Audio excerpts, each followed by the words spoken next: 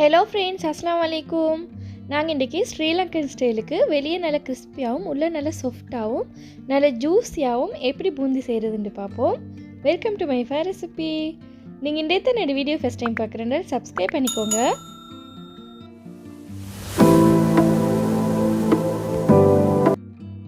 பூந்தி செய்கிறதுக்கு நான் இதில் 1 கப் கோதுமை ஆட் பண்ணுறேன். இது கூட கடலைமா 1/2 கப் ஆட் பண்ணுங்கள். இதில் 1 டீஸ்பூன் பேக்கிங் பவுடர் ஆட் பண்ணிட்டு 2 பிஞ்ச் அளவுக்கு சால்ட் ஆட் பண்ணிட்டு இதை நல்லா மிக்ஸ் பண்ணி விடுங்க.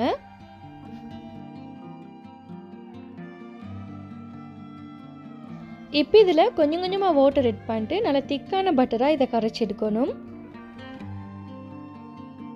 நான் இதில் 200 ml வாட்டர் ஆட் பண்ணிட்டு கரைச்சி எடுத்திக்கிறேன். எல்லாருக்கும் இதே அளவு தான் வரும்னு சொல்ல முடியாது.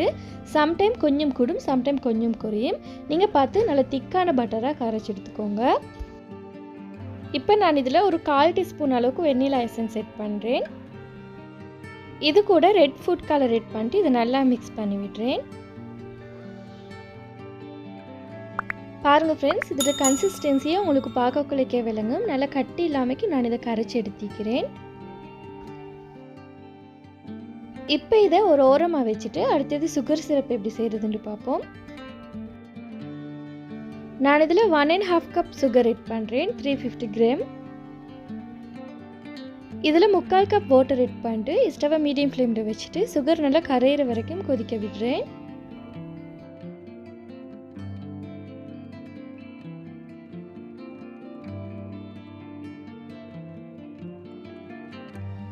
பாருங்கள் ஃப்ரெண்ட்ஸ், சுகர் எல்லாம் நல்லா கரைஞ்சி கொதிச்சிட்டு இருக்குது. இந்த ஸ்டேஜில் இதில் கன்சிஸ்டன்சியை செக் பண்ணுவோம்.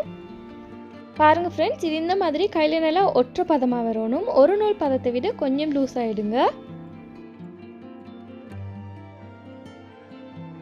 இப்போ நான் இதில் 1 tablespoon lemon juice add பண்ணிட்டு நல்லா மிக்ஸ் பண்ணி விடுறேன். இந்த லெமன் ஜூஸ் எதுக்கு ஆட் பண்ணுறேன்னா இந்த சுகர் சிரப் கட்டிப்படாமல் கேட்கறதுக்காக வேண்டி.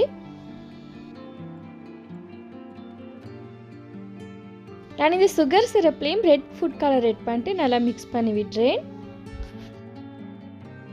இப்போ எங்களோட சுகர் சிரப் ரெடி ஆகிட்டுது. அடுத்தது நம்ம பூந்தி செய்கிறதுக்கு கரைச்சி வச்சுருந்த இந்த பட்டரை ஐசிங் பேக்கில் ஆட் பண்ணுறேன்.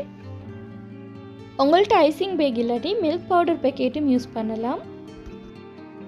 இந்த கோர்னரை நான் கட் பண்ணிட்டு ஹீட்டான ஆயிலில் போட்டு ஃப்ரை பண்ணுறேன். இந்த மாதிரி பட்டரை சிசரால் கட் பண்ணி விட்டுக்கோங்க.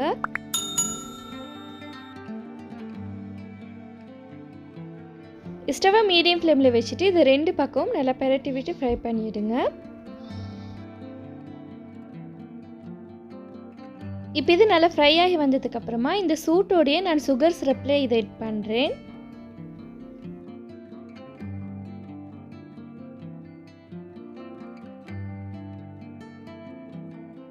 பாருங்கள் ஃப்ரெண்ட்ஸ், இதில் பூந்தி நல்லா ஊறி வந்திக்குது. இப்போ நம்ம இதை வேறு பிளேட்டுக்கு ட்ரான்ஸ்ஃபர் பண்ணிவிட்டு அடுத்தது செகண்ட் டைம் பூந்தியை ஃப்ரை பண்ணிட்டு இதில் ஆட் பண்ணலாம் சுகர் சிரப்பில். சுகர் சிரப் நல்ல சூட்டோடு இருந்தால்தான் இந்த பூந்தியலுக்கும் நல்ல சிரப் இறங்கும். சுகர் சிரப்பில் கன்சிஸ்டன்சியை நான் சொன்ன மாதிரியே ஒரு நூல் பதத்தை விட கொஞ்சம் லூஸாக எடுங்க. நீங்கள் சம்டைம் நல்லாவே லூஸாக எடுத்துட்டீங்கன்னாலும் இந்த பூந்தி இலகினமாய்க்காகிடும். அதே மாதிரி நீங்கள் நல்ல திக்கான பதத்துக்கு சுகர் சிரப் எடுத்துட்டாலும் பூந்தி நல்லா உரமாகினமாய்க்காகிடும். கணக்கான பதத்துக்கு கணக்கான கன்சிஸ்டன்சிக்கு சுகர் சிரப்பை செய்யுங்க ஃப்ரெண்ட்ஸ். அப்போ தான் இந்த பூந்தி நல்லா சூப்பராக இந்த மாதிரி நல்லா ஜூஸியாக வரும். இவ்வளோ தான் ஃப்ரெண்ட்ஸ், எங்களோட பூந்தி நல்லா சூப்பராக ரெடி ஆகிட்டுது. நீங்களும் ட்ரை பண்ணி பார்த்துட்டு எனக்கு கமெண்ட்டில் சொல்லுங்கள் எப்படி வந்துச்சுண்டு. என்னுடைய சேனல் உங்களுக்கு பிடிச்சிருந்தால் ப்ளீஸ் ஃப்ரெண்ட்ஸ் லைக் பண்ணுங்கள், ஷேர் பண்ணுங்கள், கமெண்ட் பண்ணுங்கள். மறக்காமல் சப்ஸ்கிரைப் பண்ணுங்கள். தேங்க்ஸ் ஃபார் வாட்சிங்.